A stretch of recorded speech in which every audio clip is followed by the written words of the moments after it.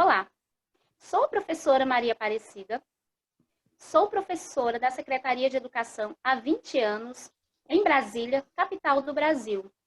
Sou também mestranda na Universidade de Brasília, no programa de pós-graduação em Linguística Aplicada. Sou voluntária no projeto Proacolher desde 2018, no qual lecionamos português como língua de acolhimento. A professora Maria Luande, coautora desse artigo, posteriormente irá se apresentar. Bom, o título do nosso artigo é Voluntariado e o ensino de português como língua de acolhimento, fazer o bem, atrelado à ação profissional. Sendo professoras voluntárias nessa modalidade de língua de acolhimento, nos trouxe essa reflexão, se o nosso trabalho está atrelado à ação profissional. E qual seria a importância? Mas falemos sobre língua de acolhimento. O português como língua de acolhimento, ele engloba todas as outras definições acerca do ensino de português. Português como língua estrangeira, português como língua adicional. É uma modalidade de ensino onde o professor deve se preparar para um trabalho numa situação conflituosa, pois os imigrantes e refugiados que necessitam desse aprendizado estão aprendendo um idioma, estão em um país que nem sempre escolheram viver, e um idioma que provavelmente também não escolheram aprender. Então, o português como língua de acolhimento, ele está muito atrelado a essas questões emocionais. Bom, não é novidade que o Brasil é acolhedor.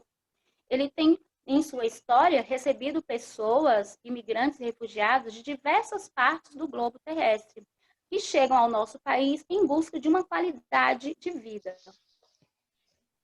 Bom, o aprendizado do idioma nacional, ele aparece como um dos primeiros obstáculos a essas pessoas, a sua integração social. O professor voluntário de português como língua de acolhimento, ele percebe que a sua ação, ele tem muita importância. A integração dessas pessoas ao acesso aos direitos básicos que o governo brasileiro oferta, como saúde, educação e trabalho. Bom, o professor voluntário, a sua ação, ela transforma o ambiente social em que essas pessoas estão inseridas. Enfim, procuramos perceber de forma como esse professor voluntário, que é um grande grupo em nosso país e em nossos projetos, nos projetos que fazemos parte, porém elencamos apenas 3 desses projetos para realizar essa pesquisa. Como eu e a professora Maria Luande, a nossa ação profissional está atrelada também a essas relações conflituosas, pois a modalidade de ensino que ofertamos a essas pessoas fará com que elas realmente se integrem à sociedade.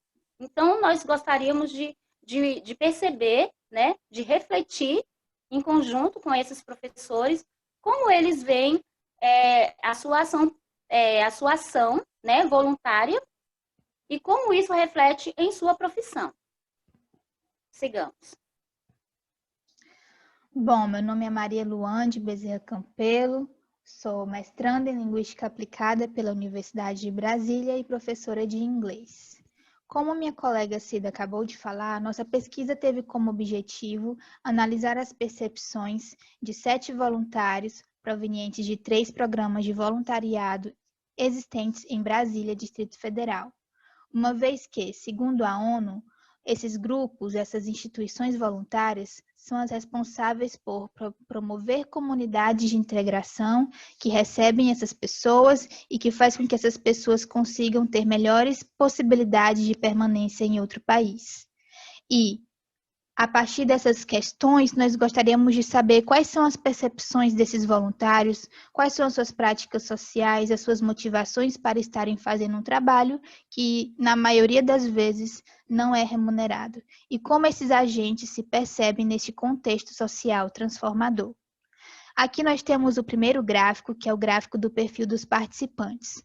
Como vocês conseguem perceber, foram 7 participantes numa faixa etária entre 22 e 44 anos de idade, o que é uma faixa etária nova. A maioria composta por mulheres e dos 7, apenas um se encontra trabalhando com carteira assinada, os outros 6 ainda se encontram em contextos de formação profissional universitária.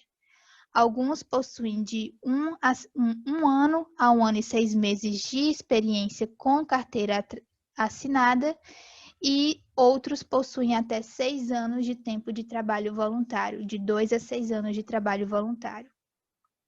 Das motivações desses participantes, nós gostaríamos de enfocar que Cohen, em 1964, ele fala que o trabalho voluntário pode ser dividido em 3 pilares, que é o instrumental, altruísta e de obrigação. O instrumental é quando você faz um trabalho voluntário objetivando uma qualificação profissional. O altruísta é quando você procura um trabalho voluntário para poder suprir uma necessidade sua de fazer uma boa ação. E o de obrigação é quando você se encontra em um contexto social que faz com que você seja obrigado a participar de ações como essa, como, por exemplo, grupos de igreja. No caso dos nossos alunos, como vocês podem ver nas partes em negrito, eles estão focados com a questão de experiência, conhecimento acadêmico, agregar conhecimento profissional e amor pela educação. Então, se formos analisar esses 3 pilares de Cohen, os nossos alunos, os nossos voluntários, eles podem ser identificados com instrumental e altruísta. Já nas impressões e desafios, para o ensinar de português como língua de acolhimento, para o ensino de português como língua de acolhimento, nós podemos identificar que os alunos apresentaram dificuldades em lidar com os alunos, limitações em relação ao português utilizado apenas em sala de aula, manter uma distância entre a vida pessoal do aluno e a dificuldade em lidar com as desigualdades de gênero e religião, tentando manter todos integrados. Por que isso acontece? Porque, segundo Lopes e Diniz, em 2017, é muito difícil você formar um esquema profissional quando você lida com pessoas e culturas. Então, é preciso que haja uma produção de sentidos, uma produção de significados e uma profissionalização, uma instrução para que essas pessoas consigam lidar com essa prática de ensino, o que muitas vezes no trabalho voluntário não acontece.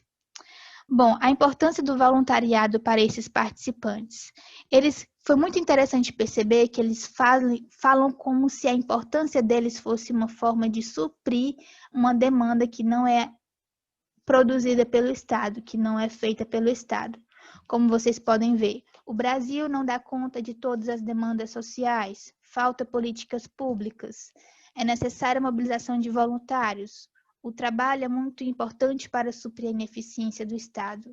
Ou seja, eles percebem suas atividades não remuneradas como uma forma de ajudar a sociedade e preencher uma lacuna que o Estado não consegue resolver, o que é problemático, uma vez que, na Constituição Brasileira de 1998, existe uma ata explicando o que é o trabalho voluntário, onde apenas há a questão de ser uma atividade não remunerada que busca favorecer uma certa comunidade ou instituição, mas não diz que seja uma atividade que a sociedade civil deva fazer para suprir alguma demanda do Estado. E as conclusões que chegamos é que, desses 7 profissionais, desses 7 voluntários que trabalham esses 3 cursos de português como língua de acolhimento, a grande maioria, para não dizer todos, estão objetivando uma melhor formação profissional e acadêmica, o que não exclui a questão altruística de todos, que é para o fazer bem, pois todos estão conectando acolhimento linguístico e social para a sua profissionalização. Nós destacamos também o fato de eles acharem que o Estado não contribui de forma efetiva na promoção de políticas públicas e suas atividades acabam suprindo essas demandas que são obrigações do governo público. E muitos ficaram muito, como eu posso dizer, muito preocupados com a questão de não receber uma remuneração pelas suas atividades, uma vez que eles gastam do próprio bolso para poder fazer algumas atividades com os imigrantes ou até ajudar no ensino. Voltando para a Constituição brasileira, não há nada que diga que é obrigatório o trabalho voluntário ser remunerado, mas que há a possibilidade de uma compensação, de uma ajuda financeira para ajudar nos custos de transporte e compra de materiais utilizados nessas atividades. E nós ficamos até com essa questão de por que o trabalho voluntário não pode ser remunerado?